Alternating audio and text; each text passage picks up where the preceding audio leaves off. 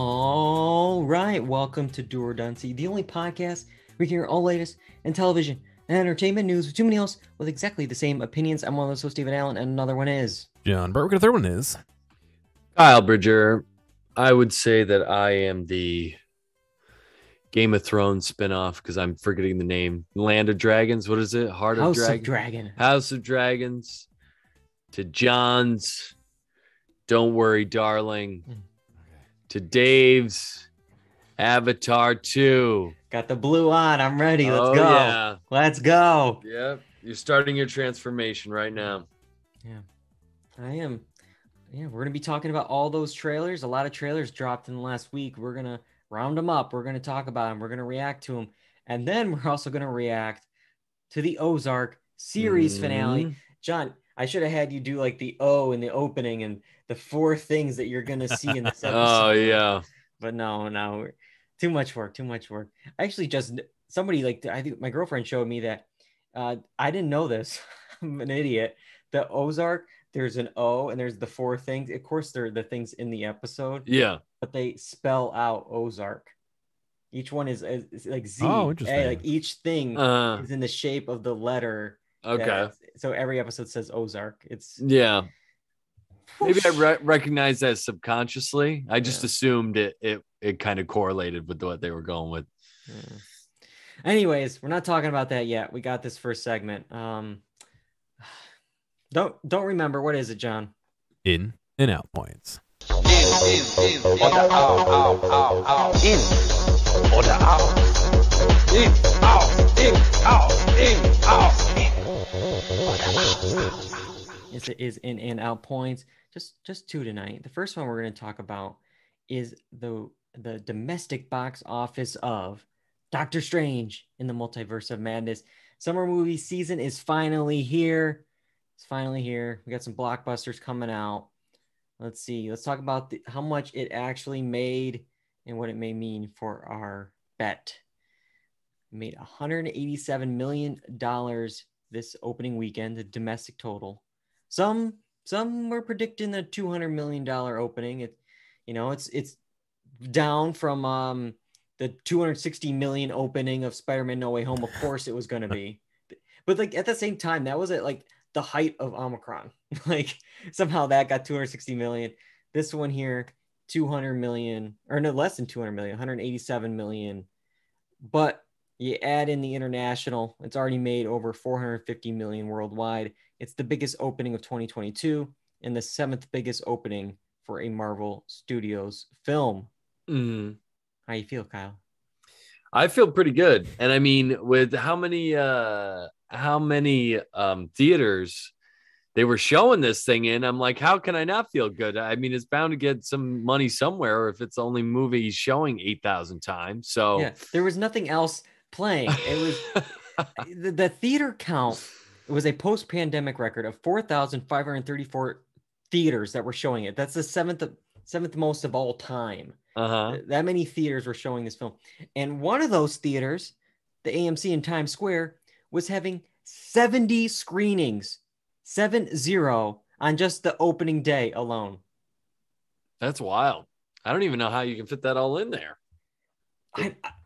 Just one location, 70. There's a 3 p.m. There's a 3:05 p.m. There's a 3:15 p.m. It's like, who's the person that's like, I can't make the 3, but 3:05. I could swing that. I could make it by then.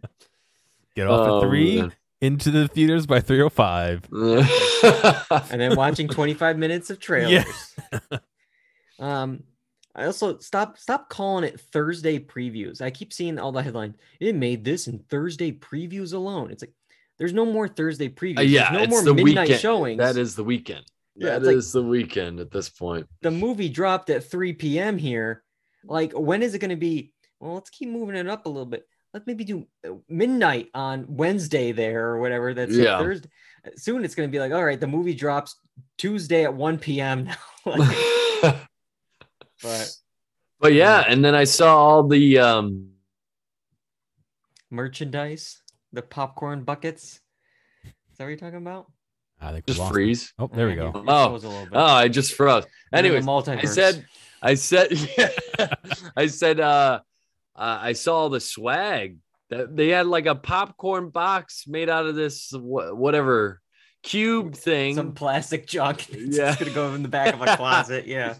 But I'm like, this is like a coronation of back to movies, I feel like, for this summer. But Dave, you save that popcorn box for like 20 years and you'll make back the price of the popcorn. That's probably true. Yeah. How many popcorn boxes does that guy who watched Spider-Man 292 times have probably at this point? Oh my God. Was he at all 70 screenings at Times Square? Yeah. It has no competition for the next few weeks. There's nothing really playing until Maverick. That's scary. It's Maverick's not gonna that'll probably take all the IMAX screens from Doctor Strange, but until then, it's just gonna. Well, it's a month. That's a solid month. Yeah, it's a solid of month doing business. You guys are in for it. I will be curious to see the legs on this thing. Week to week. I've been seeing some stuff, even from the few Marvel fans I know outside of the Good Bad Watch. Well, I think they all liked it. Some of my coworkers seem to not have liked this one as much. And I've seen I think as like the weekend progressed, like they were expecting 200 million. It's down. I mean, 180 is nothing to sneeze at here, but I think people thought it was gonna be more, and they kind of like it was front loaded. Friday was real high, but then by Sunday it was lower than expected. But it's still gonna make a lot of money. I mean, it's not gonna. So I still think we're looking good for this. Yeah. I'm hoping we can keep this goodwill with Marvel alive until July here with Thor: Love and Thunder. Yeah, I mean, maybe. I mean, people love their Marvel stuff, so I'm imagining it will do just as well. But I think the difference is that the busier season is right then and there, so you just gotta worry.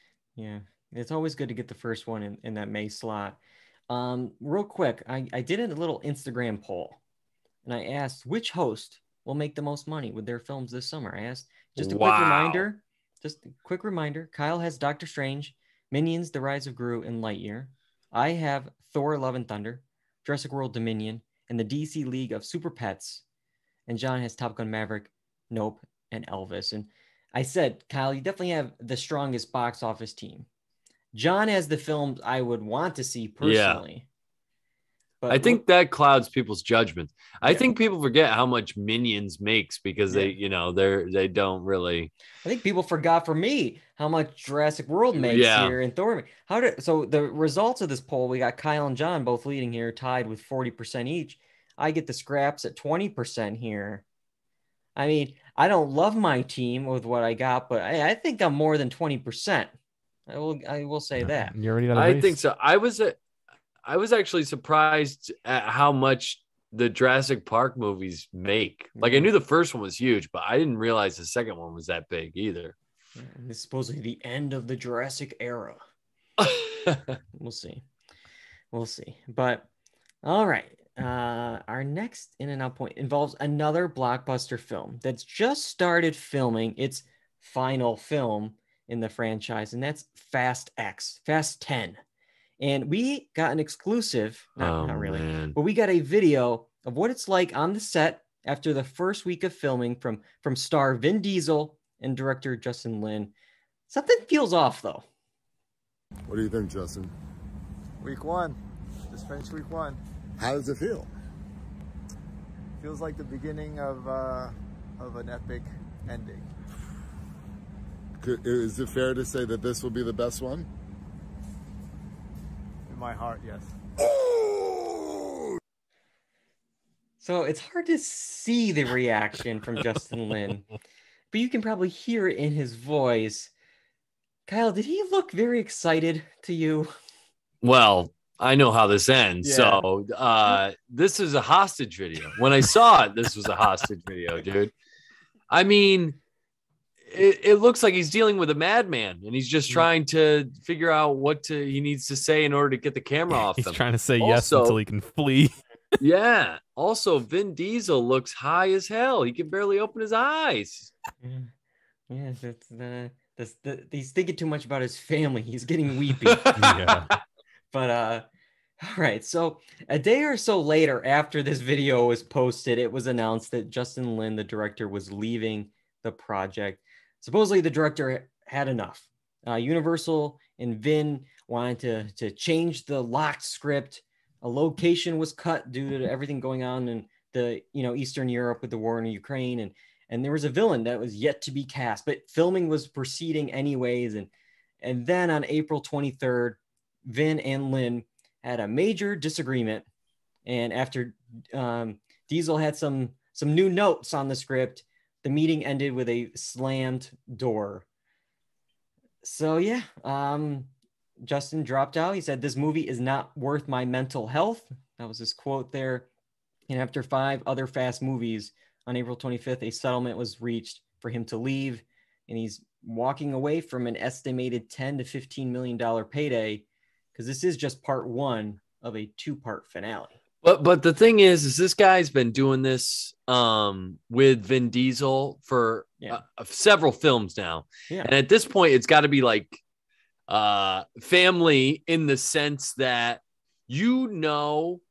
what to expect with this dude, and do you want to deal with that for the next 2 movies and the next, it could be like a year of filming, 6 months of filming? That sounds horrendous. And apparently, I mean, at least from what I'm seeing on Twitter and rumors and whatnot, it was that like also Justin Lin was upset that Vin Diesel, the same complaints that The Rock had, was he was showing up late on set and stuff like that and not taking it professionally. Yeah, because it's not the first Fast clash. I mean, no secret that Dwayne Johnson had some issues with him. He left the franchise, and a source for the Daily News says, quote, Diesel shows up late to set. He doesn't know his lines, and he shows up out of shape. Mm-hmm. So I don't know. The budget for this film is already, according to the Hollywood Reporter, creeping upwards over $300 million. That's without marketing publicity. 300 million? Yeah. For one, not both? I'm not sure if it's a combined cost for the 2, but 300 million without marketing and publicity at this point.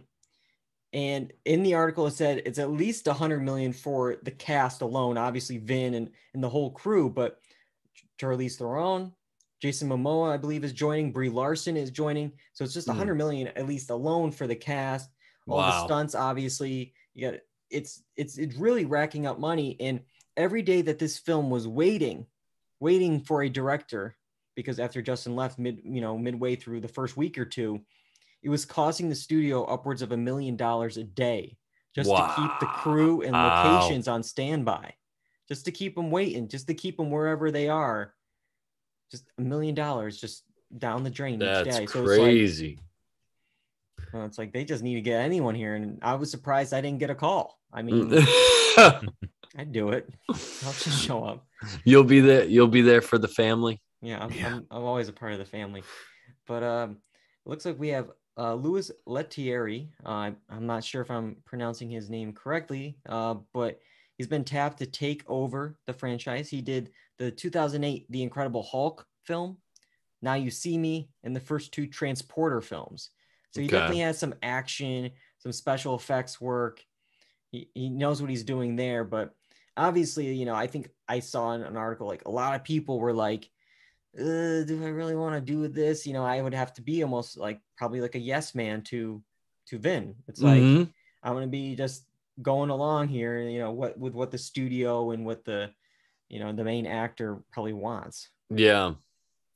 It's crazy that they're still making these films, man, and that Vin Diesel has that much power. We're talking about Vin Diesel here. The greatest director, or possibly greatest director of all. Spielberg. Yeah. check the archives for that In and Out Point story. But yeah, it's like the first one, 2001, was like the plot was them like stealing DVD players or something. Like it was, and now they're going to space and like, what is happening? What is going on?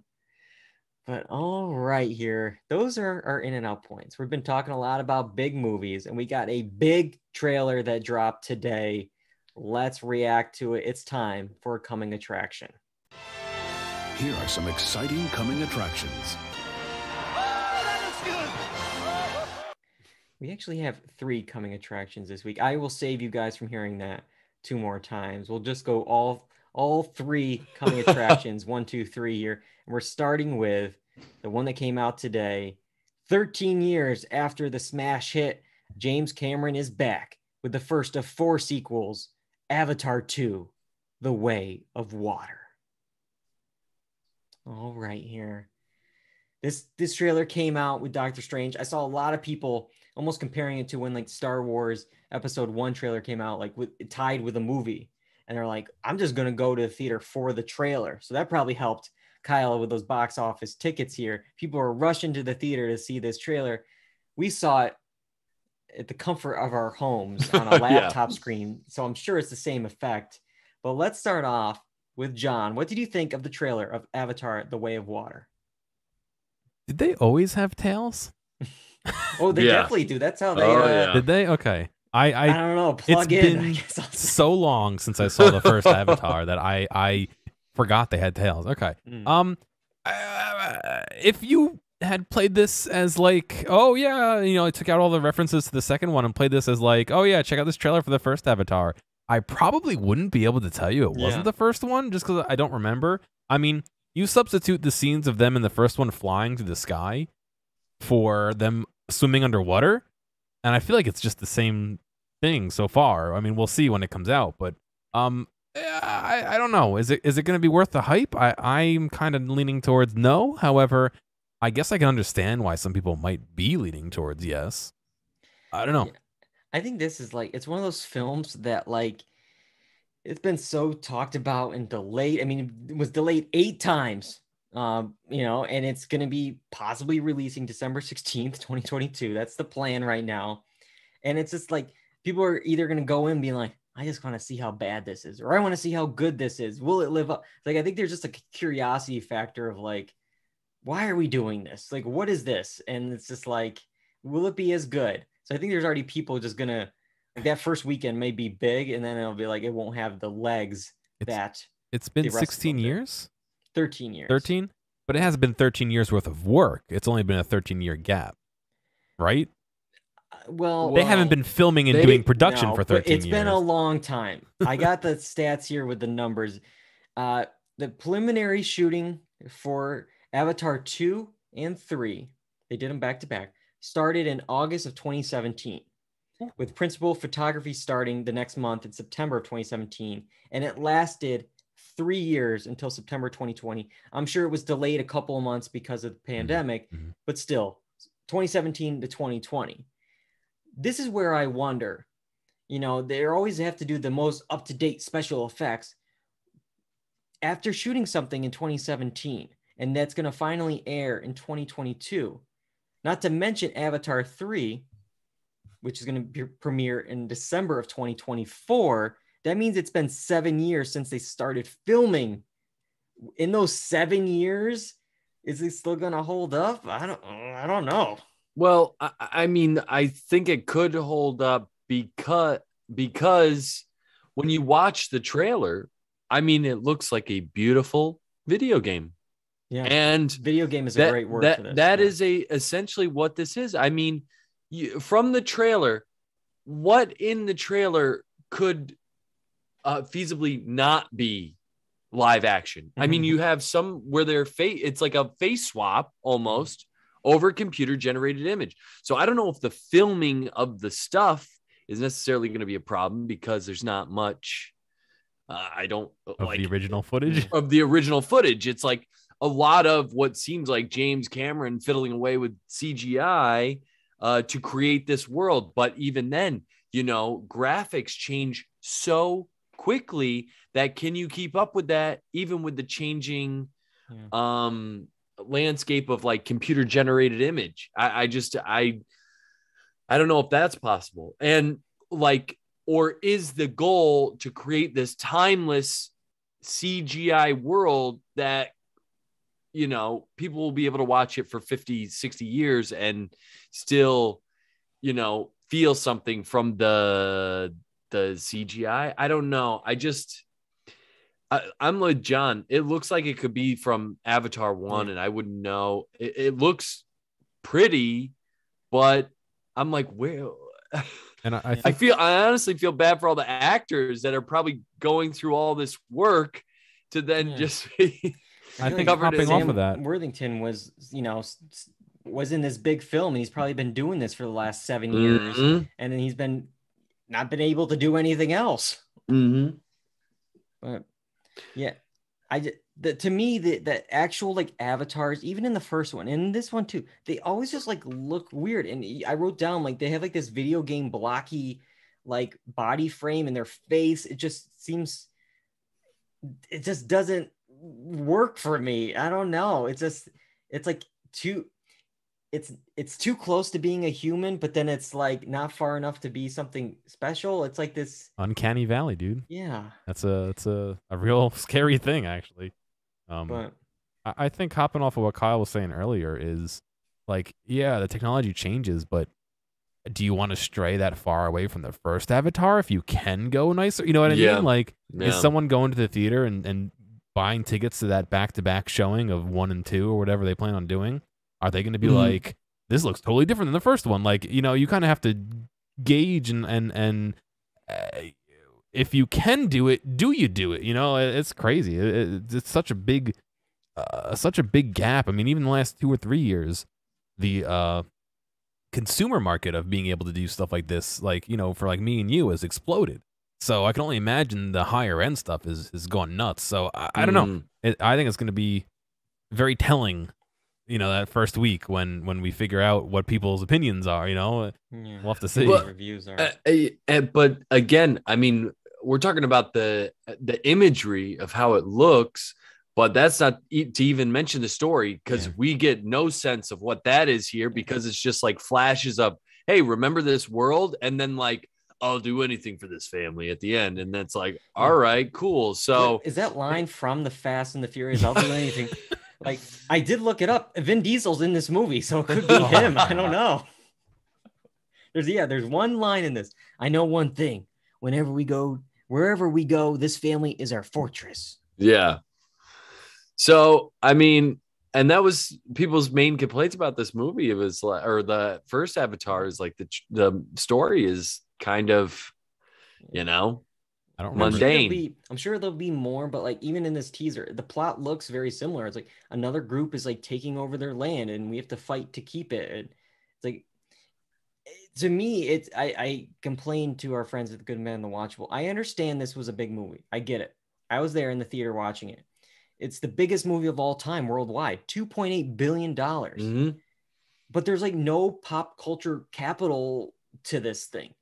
You saw it in theaters, and I think like you never cared to rewatch it at home. Like, does it even play at home? I mean, the story is pretty weak and derivative of, you know, other classic stories when it first came out. I'm sure the effects were good in the theater at the time, but like at home, is it going to still play? Like, I think everyone came to, you know, the theater just because 3D, it's going to look cool. But like, is 3D cool now? Like, I think maybe James Cameron didn't sell this film and being like, oh, people can rewatch this. It was like, hey, you do this, you can build a whole world around this. And that, guess what? Isn't it Disney doing that or something? They're building a whole like park around this. Like, I thought they already did. Did they not? I don't know if it got delayed. I definitely have heard of this, but like, Disney, why? Like, it's not like it's the Wizarding World of Harry Potter here, where it might not be to you, but maybe to a kid. I mean, maybe that's the goal. Maybe that's the goal that he's going for, is like these next 2 or 3 or 4 films, or next 2 or 3 films, you know, 2, 3, and 4, could be the makings of Star Wars, potentially. That might be how he sold it. You get this world. Look at this world I created, and you can have it for eternity and build theme parks around it. I definitely get that. It's like, yeah, like the first one, massive, 2.8 billion. I totally get it. But like, to build a theme park off of like this one thing, at least at first, like, because at this point, like, you built a world off of Harry Potter after those 8 films and the millions and millions and millions of books were sold. Merchandise, okay, there was a clear demand for this, but like outside of that first film in 2009, we don't know what the demand is. And I'm looking now that, as you mentioned, John, the Pandora, the world of Avatar, I guess, is in Disney's Animal Kingdom. It opened May 27th, 2017. Yeah. I have not heard anything about this, but I guess It was a pretty big construction feat, and they have like floating islands and stuff like that. And yeah, I mean, they went all in on it. And yeah, 2017, that was not recent. That was when they started filming. So maybe, yeah, I don't know. That's I don't know. Yeah, but they're going to re-release the original in theaters in September, and then the sequel will be released in a variety of formats, including 3D, 4K, and the high frame rate of 48 frames per second, like they did with those Hobbit movies, and as an NFT. No, I'm just kidding, but maybe who knows? What's funny Probably is the 48 is like, at least for like what I do, that's lower than standard. Like it's not high frame rate. That's like slow, like that's so weird. But I will say I am glad they changed the title font. SNL roast them back in 2017 again. Everything goes back to 2017. 2017 was the year of Avatar. It sounds that's with the multiverse split. Yeah, but yeah, they picked on the papyrus font of whatever it was there. But yeah. That's funny. Change the font. We're good to go for Avatar 2, 3, 4, and 5. That's insane. I really hope the second one just like Bomb. Raiders. They have these 4 other films. It's like, what are you gonna do? Have they secured like funding and everything for it, or are they gonna like let 2 go and then finish 3 and then see like Disney Plus exclusive? Yeah. Direct to video on demand. Oh my God. Could you imagine? Oh my God. All right. Well, I don't think that they would even allow that to happen. No, they would shove it down our throats so much that they the amount would be of like, synergy we're gonna get. Yeah, it's gonna be, and they'll tie it with something. Oh, watch Avatar 2 for the first 2 minutes of Doctor Strange, Spider-Man, Thor, Ragnarok, Magic Hour. It's like, okay, I gotta whatever. Like, yeah, I gotta watch that now. But all right, let's move to another trailer, another movie. One I'm very excited for, based on the trailer here. Don't Worry, Darling. It's Olivia Wilde's follow-up film after Booksmart, and it stars Florence Pugh and Harry Styles as a young, happy couple living in a seemingly perfect 1950s town that it's created and paid by this mysterious company that Harry Styles' character works for. All right, here, almost a little bit of maybe a possible like early Epcot. This is the idea for the experimental prototype community of tomorrow. Disney here. What do you think, Kyle, of the trailer of Don't Worry, Darling? Well, your subject line gave me a little bit more info because I was a little bit confused by the trailer, but it definitely it seems like a 2-part trailer almost. Like it sets up a certain vibe and then it pulls you a different direction about halfway through. And I'm interested. I'm interested in the cast. I love Florence Pugh. It's got this thriller vibe going for it. I'm hit or miss on Harry Styles, especially his acting. So we'll see how that goes. But I like Olivia Wilde. So, I'm down for it. It looks interesting. The cast looks exciting. And, they just put enough suspense in here with a little bit of, pizzazz, but a lot of people going down on people in this trailer, like 3 or 4 times. Some watermelon sugar. Yeah. Yeah, for sure. Yeah, there's a lot going on. There's that. There's some dance sequences. The visuals. I mean, it was like it has this picture perfect like 50s vibe. The colors of their costumes, like the suits and the dresses, they have this like immaculate, clean look. It just looks, it has the Stepford Wives feel. And it has this first trailer where everything seems hunky-dory. It's all fine. And then it's like, oh, wait, something's off here. And like she's somehow figuring out some kind of conspiracy. like they're doing something out there, and there's like some like, earthquake construction sounds, and the eggs are fake. Like, what's going on here? But John, what did you think of the trailer? I agree with you guys. I think it's pretty cool looking. I am excited to see it. At first, when we first did the tone shift, it reminded me of, and I'm blank on the name of it, that one show we watched where the woman was going to have her memories uploaded or something, and she escaped through the sewer. Made for Love? Yeah, I think so. Yeah, okay. It kind of reminded me of that, but like serious, where that one, not that one wasn't serious, but this feels serious, you know? Yeah. So I don't know. I'm interested. I want to see it. When I was watching the trailer, I thought, because I had no idea about the byline, I thought it was about like the creation of the atomic bomb, and like the family got brought there and they all had to be Oppenheimer. We're getting that next summer. Quiet about it. Yeah. So Chris Pine is playing like this kind of villainy role. I'm liking him so far in that. There's Olivia Wilde also starring in the film. The cast, like just seeing like, oh, like I like that actor, like Timothy was it Simon's in there from Veep? Like, oh, I like him. So yeah, I'm very excited about the cast. It looks really cool. Just, you know, it seems like it has like this mystery thriller element. It's coming out right in that Oscar, you know, time, September 23rd. You know, maybe it'll pick up something here, but does look interesting. It looks cool. Looks cool. Yeah, I'm definitely more into that than Avatar. I will say, I don't know about me, this looks cinematically better than the Avatar. And also House of the Dragon, I will say, which is our next thing, spoiler. But like, maybe it's just the amount of CGI, maybe my computer screen couldn't handle it, but like this, the real life color palette of Don't Worry Darling looks 10 times better than the other two trailers we're talking about. But I think it could be I know you talked about it earlier, but it could be the frames per second thing. You might not be used to seeing like that many frames per second, especially when it's computer generated. I mean, you watch something 60 frames per second on a PS5 or Xbox or something, it's going to look way different than something at like 24 or 30 frames per second on film, you know?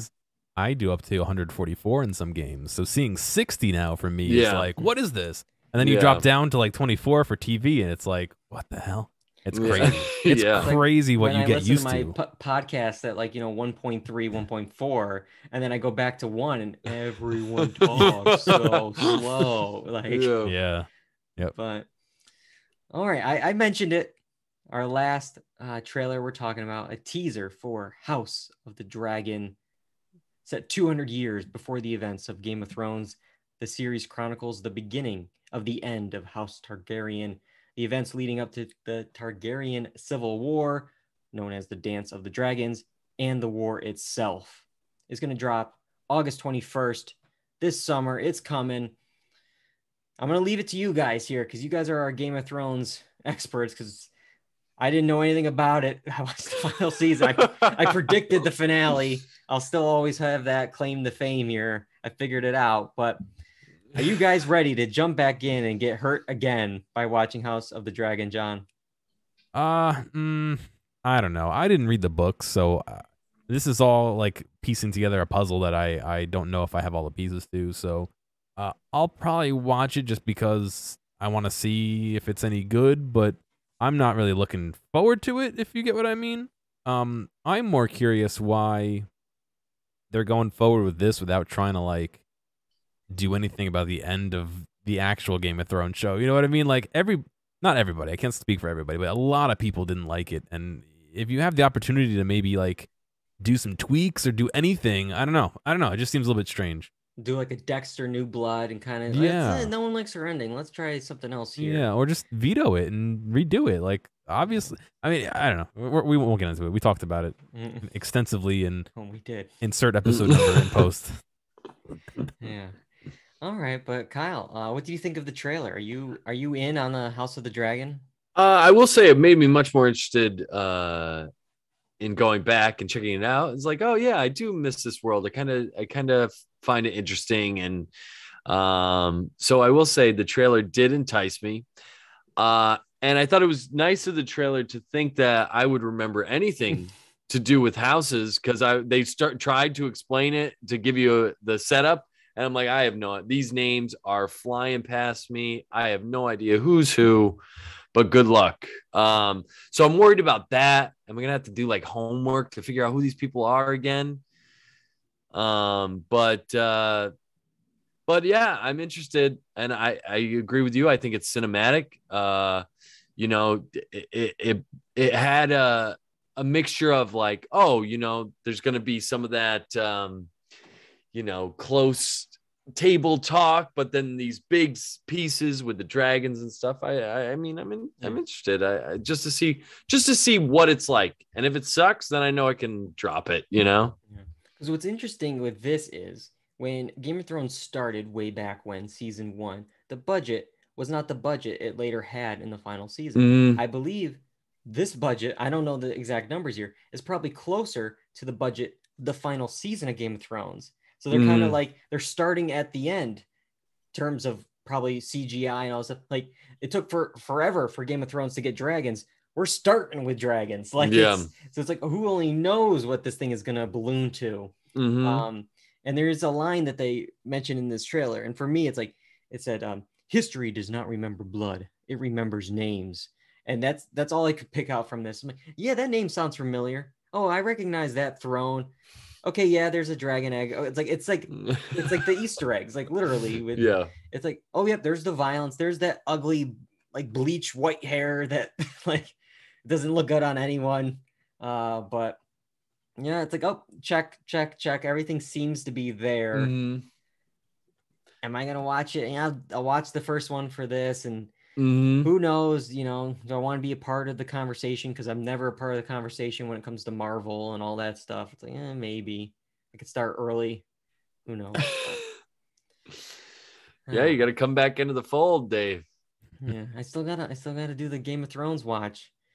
I did season 1 like 3 times. I couldn't. I know. Don't do that to yourself, because the first 6 episodes I feel like are a slog to get through. But once you do, watch this, and when you really enjoy it, you can continue on in time. This will be my Better Call Saul. This is the prequel series, and then there you go. I could jump into that after.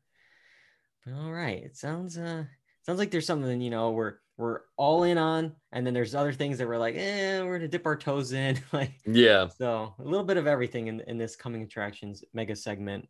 We have one more segment to get to.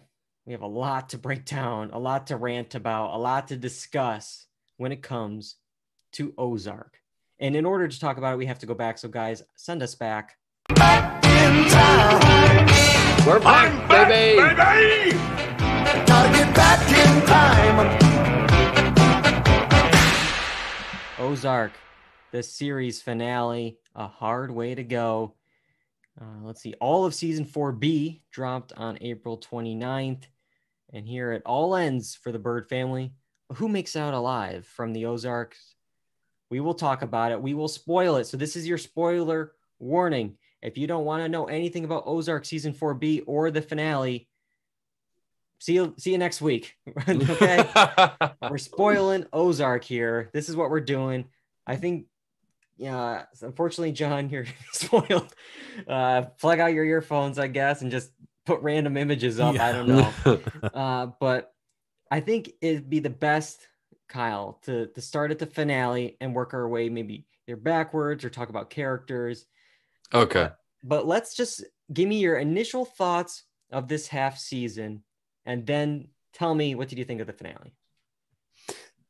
I thought the finale did a good job of trying to get, you know, these little pieces with everyone, so that we get a little bit of you know, closure for everyone. But I will say, I think I wasn't as impressed with this final half season as I was the rest of the series, and maybe even going back to this full season in general. I think it just had too many irons in the fire, and I don't know if it was thought out how this was all gonna work out, or just I felt, and I'll talk about more of this in advance, but like, or later on, I mean, but it's just like, I felt the characters would get themselves into situations and then like, well, they're out of the situation. And I'm like, how did that happen? And then everything seems fine. I'm like, if you did this thing, the potential consequences of this are like X, Y, and Z, and none of those things happen. So it was just like very, we'll get to something that I was really pissed off about with something that they set up and then they didn't get back to in a little bit. A little foreshadowing about an event, but yeah, I agree completely with you. I watched all 4 seasons like within the last, I don't know, a few months here, to catch up for this final batch that first dropped in January, and then we got the second half here in April. And for me, the issue I always had with this show was it was too much. It burned too hot too quickly, I thought. I think the early seasons, season 1 is good. But like it reminds me of like Glee season 1, where they packed like a season or 2 worth of storylines in like, the first half season of Glee. That's what they did. They put too much in too fast. And I feel like this was like it sure, those first, seasons, or the first few episodes were like, whoa, so much is happening. But then it's like, well, now you have to constantly up yourself, and you have to constantly, as you were saying, put more pans in the fire, put more plates spinning. You have to do more, and then you can't handle it. There's too much. And there was a lot to do with this finale. I thought a lot of things were wrapping up too clean. Yes. Everything was going like pretty happy. Everyone's, and they're going to get out. Everything seems fine. And then about halfway through the episode of the finale, it was like there's at this big fancy event at the casino. And we have the character of Claire tell Camilla, who is Javi's mom, that it was Ruth who killed Javi. Mm-hmm. And then everything was like spiraling, and it's like, okay, yep, we're not going to have the happy ending in the Ozarks here. It's going to be, and I'll do a quick nitpick and then we'll get to what you thought about this, Kyle. But I will say, I always love how, to quote Arrested Development, with Ruth here, like, because like we know that Ruth is a badass, but like Camilla, the cartel super boss here, the mother of Javi, who's like a Lalo, from Better Call Saul, this crazy, perfect, unstoppable force. It's like, she did that? The one that's like this small little, she took down this. It's like nobody ever says that. It's just like, oh, it was Ruth. Yeah, let's get her. It's just like, whoa, that's my first of a few nitpicks here. But yeah. So what do you think after that moment, Kyle, and how everything unraveled in the finale? I mean, just with how Ruth talked about her family and how they set it up there, I just didn't think there was any way Ruth was going to come out clean in this, because everyone in that town has been screwed over by the birds or the cartel in some way, and no one in their path gets out alive. So, I mean, she kind of sealed her fate the minute she killed Javi, but she stood her ground. But I didn't think there was any way that Ruth was going to survive this series. I just didn't think that was possible, especially for a show that kills everybody. They always end a season or even just an episode with a big death. That was like always the thing with this. Oh wow, somebody died. It's like in this final episode, I knew even before the episode started, I'm like, Ruth is probably going to be a goner. Like, they need someone. And I was kind of actually disappointed with how she died, if that makes sense. Like, she was shot by Camilla here, she was standing her ground, but like that's it. Like, as for a character that was so pivotal to this series, I just thought it would have been a bigger, because she's had such bigger moments. Even the end of season 4A, where she's screaming at the top of her lungs, you're like, you're gonna have to kill me. And it's just like, it kind of wasn't much. It was kind of almost like an afterthought, because then we had this other scene right after that here, which we really need to dive into, is with the private investigator. So he figures out that Ben, Wendy's brother there, is inside that goat cookie jar. The ashes are in there, and turning Marty and Wendy in. They're going to be able to do some DNA forensics on those ashes, they'll be able to figure it out. But then Jonah shows up there with a shotgun pointed at, looks like the private investigator. Mm-hmm. We cut to black, Sopranos, and then we get a gunshot. Mm-hmm. So you get this ambiguous thing at the end here. I guess, did he do it? And what did he do, Kyle? Yeah, I mean, it's so vague. Like, I don't know. I mean, they could have. It's possible that he killed him, but it's possible he could have just maybe shot the jar.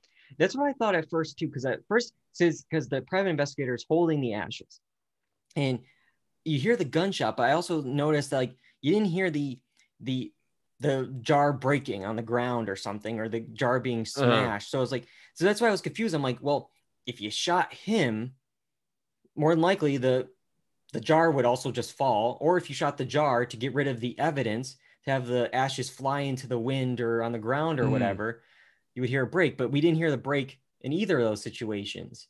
Yeah. And so that's always like my first complaint of like, okay, well, if it's not them, like why is this so ambiguous? Like, because I was listening to an NPR podcast right before we started Pop Culture Happy Hour, and they mentioned how, like, he is so estranged from his parents.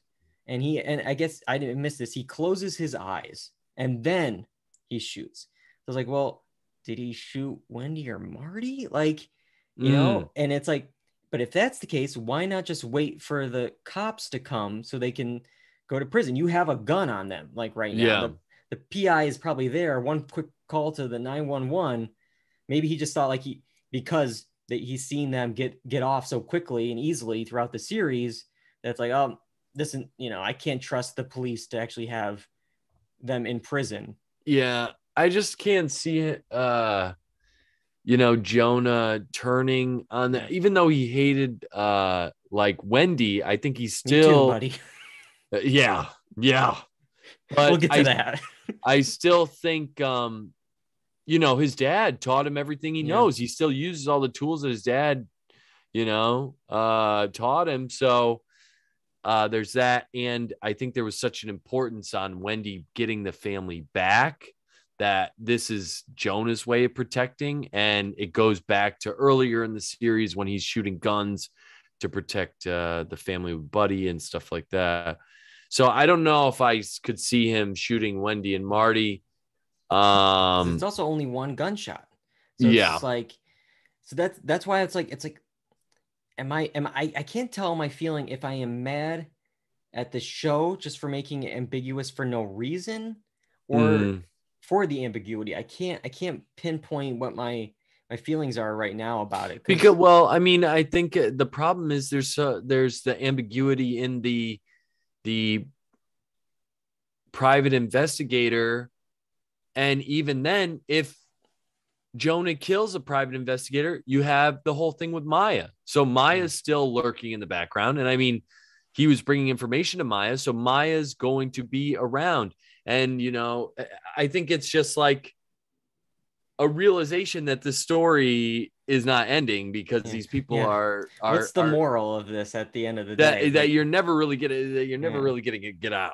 There's no way to get out. They're definitely still stuck there for sure now. I mean, I guess they're working for Camilla. I mean, Ruth is not leading the casino anymore. So it's like, I guess all the, you know, the little guys, all the underdogs end up dead. And it's like the bad guys win again. It looks like, I guess that's the moral here. But one thing I will say I was really angered about with this season is something that we see in the very first episode of season 4. And it comes back around here. And it's this car accident cliffhanger. We got it in the season 4A premiere back in January. And I just have to ask why. Why was this a cliffhanger? Because at the time, I thought, okay, maybe it looked like there was implied that, oh, they're free. They're leaving the Ozarks. And then boom. Oh, did they get run off the road? I'm like, I can't remember. Like, did a SUV come and push them off the road? Yeah. And in this finale, no, we see it was a truck just in their lane. And then they go off the road. They flip quite a few times. And then they're all fine. Yeah. They're all fine. Like they're walking out of a cab at home without a scratch on them, without whiplash, without a concussion.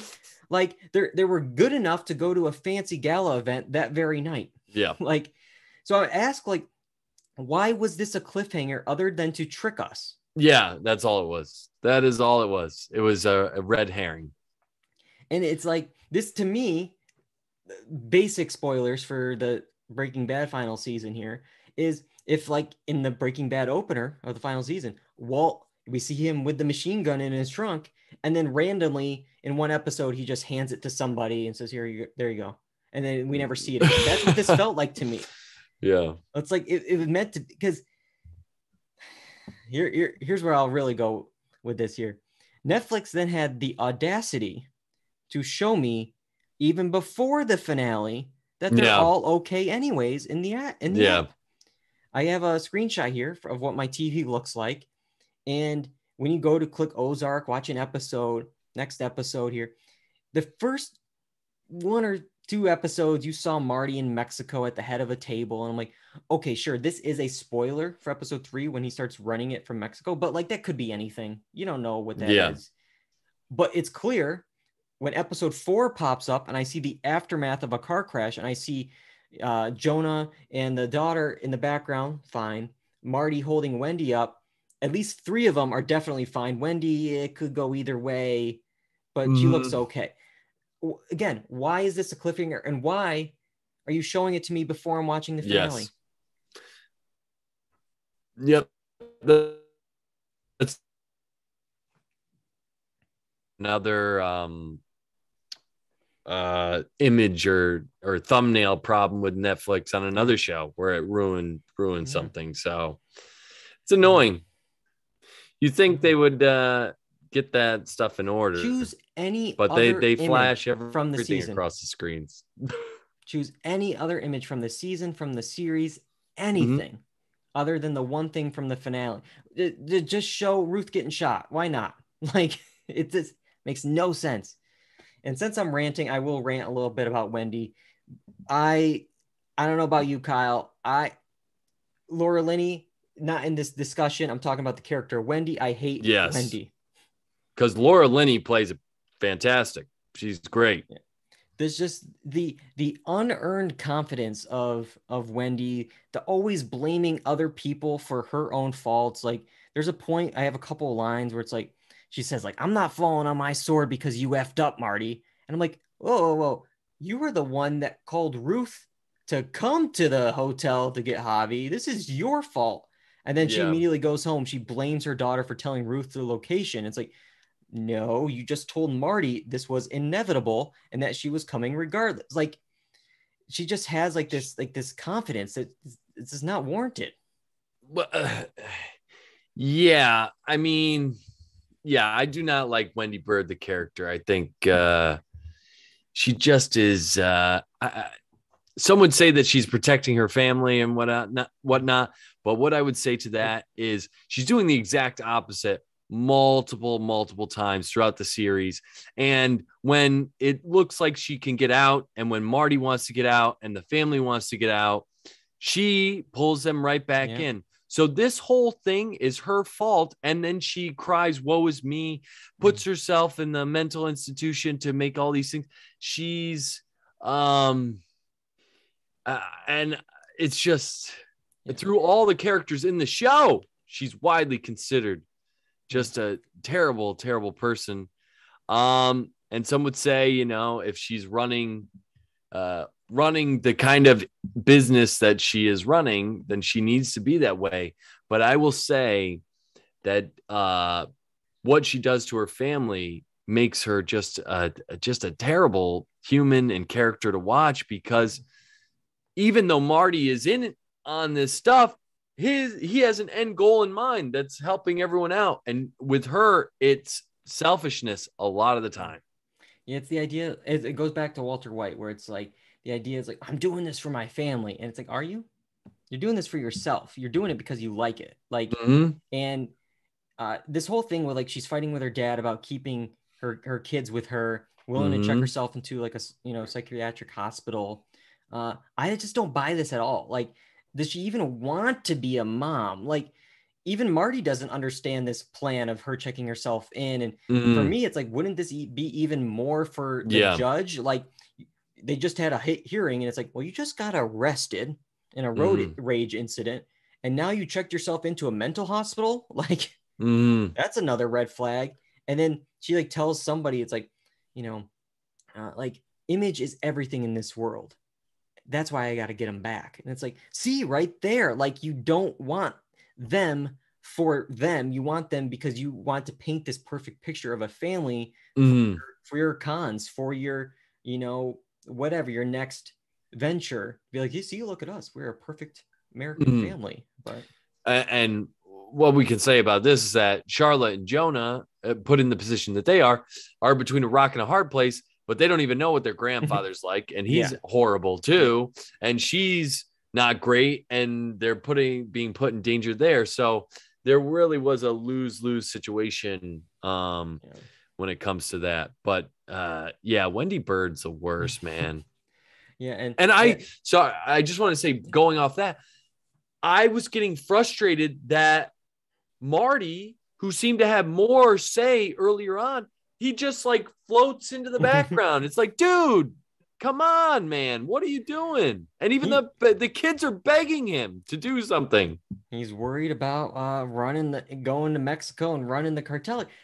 I never bought this. Like, I like Jason Bateman. I like the character Marty, but like, there's no way that this cartel with this white collar guy just come in. Like, he needed to do something to really show that he meant business. Even then, I don't think they would believe him. But you mentioned the grandfather character there. Yeah, like, obviously he is terrible. But I even felt like in this half season, he was even worse than usual. He was so vulgar. He was such an a-hole to Ruth. And, and then there's this other thing with this other character. Like, I felt like there was a lot of character reasoning that was just for the plot in this final half, because we needed to get through the plot. That, like, they bring Rachel back, and she comes so easily back to the Ozarks.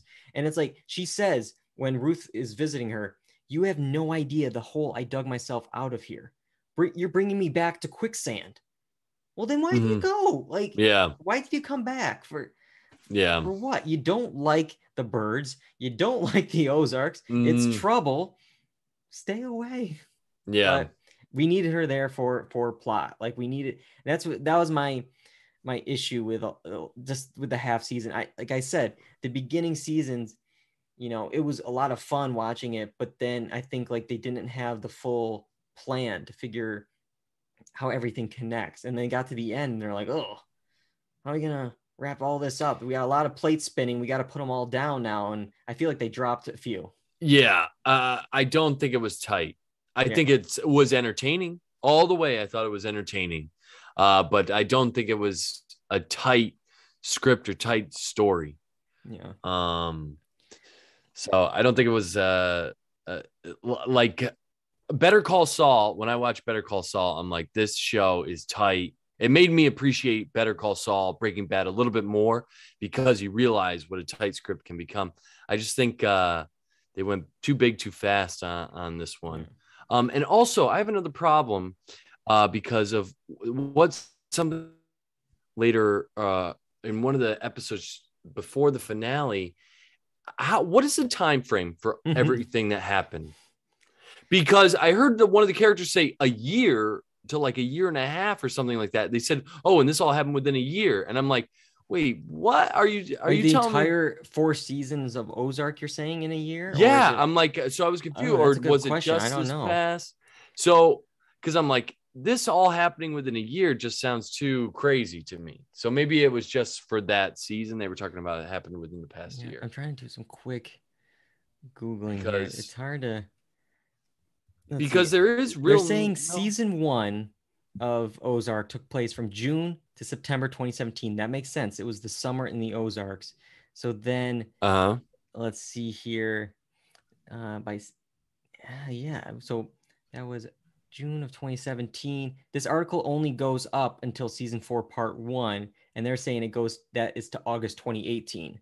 So it is. So it's like a year. So it's like possibly about a year. Yeah, which is crazy. If you think about all the corruption, everything that had to happen within that year, and Jonah ages 6 years in that year. I mean, oh my God, what? 3 looked like he gained like 3 feet. I know. Yeah. But put those things aside. I mean, you want to talk about the outlandish storylines to happen within a year. I mean, wild. You know? And my last little nitpick here before we go is they introduced some like new characters for no reason. I felt like in this season that they had the like rotating sheriffs coming in and out, and they had this sheriff for the first episode or two, and then like an episode later, it's like she had to go back. Here's the new sheriff for the last 3 episodes. It's like, okay, why? and then some random guy here, and then I love it. Like in the second to last episode, Ruth felt so comfortable with the sheriff too. It was telling him everything about what was going on, and you know that she killed Javi. And then it's like, you'll never find any evidence. And I'm thinking to myself, you did throw the gun like maybe a foot from your little cliff there where you live at the Ozarks. It's like, I think you could probably just, it sunk right to the bottom. It's probably 2 feet of water right there on the edge. I'm sure they could find that gun. I don't know if it was that well hidden. Yeah. But still. Can I tell you one of my complaints about this end of the season too? Mm-hmm. They killed Javi. Yeah. Do they not think that Camilla is going to be upset about that? Marty goes down there and starts talking to her like, oh yeah, we had to kill Javi, your son. And then he's like, oh, she's chill with that. So then let me just tell her all my plans. That doesn't make any sense. Yeah, there's a lot of like openness sometimes where and there's like a lot of like, wait, Marty does not like Ruth here, but then it's like, oh, but he is like this father figure and he feels bad, but then he doesn't anymore, but then he does, and then it goes back and forth with conscience. I just thought it was insane that Marty wouldn't think of her adversarially when her son just died, and now you're saying Navarro was the one that did it. How does he not think that she's going to be upset? It made no sense to me. Yeah. Okay, with all that being said, Kyle, Ozark, would you recommend people get back to the show? Sure. Any new people worth it to watch Ozark? Yeah, I do. I think it's entertaining. I think the performances are good. There's still some great scenes where there's some intense moments, great action moments, great dramatic moments, scenes with the family that are really good that you can see dynamically actually happening. So overall, I think it's good. I just think it got too big for its britches and didn't know how to really handle all that. And there's some good performances, definitely Julia Gardner as Ruth. And Laura Linney as Wendy Bird does a great job, but Wendy Bird stinks. You love to hate her. Yeah. All right. Well, that is it for Ozark. That's it for this week. Next week, we're doing something a little special here. The Boys Season 3 is dropping June 3rd on Amazon. And it's been a while since the last season. So we're going to do a little bit of a recap clip show of all of our coverage from seasons 1 and 2. We pretty much talked about every episode of The Boys between those 2 seasons over like 4 or 5 episodes of the podcast. So you can either listen to the whole thing and use it as like a recap, or if you've never seen it, you can kind of watch it with us, in chunks, piece by piece there, and get caught up for The Boys Season 3, June 3rd on Amazon. And then later in May, just to give you a little hint of what we got to come, we got a lot to talk about. Another Netflix show, Season 4, Stranger Things is coming back. Another Part 1 issue here. Obi-Wan Kenobi is going to be on Disney Plus, and then Top Gun Maverick. We're going to be watching it. Oh, yeah. We're going to give John a few extra dollars there and let him watch it in IMAX for him. But that is it for this week. I got to thank both of you guys for joining me tonight, for John, obviously, for directing the show, and, going to be making this clip show for me next week, which you'll be able to find on YouTube, Apple Podcasts, Spotify, the blog, dualredundancy.com, live Monday nights on Twitch, twitch.tv/dualredundancy, and of course, follow us on Facebook Twitter, and Instagram. That's all we got for this week. Until next time, I'm David Allen. I'm Tim Berwick. And I'm Kyle Bridger. And that's all we got for Dual Redundancy. Goodbye, everybody.